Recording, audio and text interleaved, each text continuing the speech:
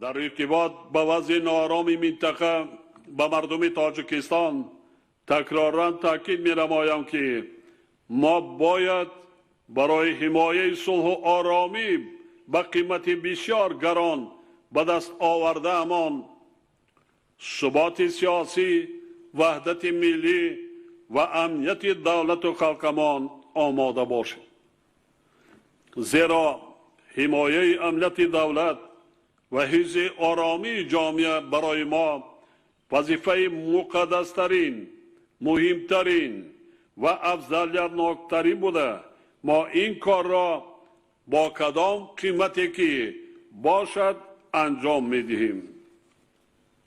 قواهای مسلح یعنی تمام جزء و طام‌های حربی، اینچنین مقامات حفظ حقوق کشور برای پیشگیری کردن و مقاومت به تهدیدهای واقعی و احتمالی آماده باشی جنگی خود را در سطح بلندترین تأمین نمایند و در این سمت تدبیرهای علاوگی فوری و قطعی اندیشند.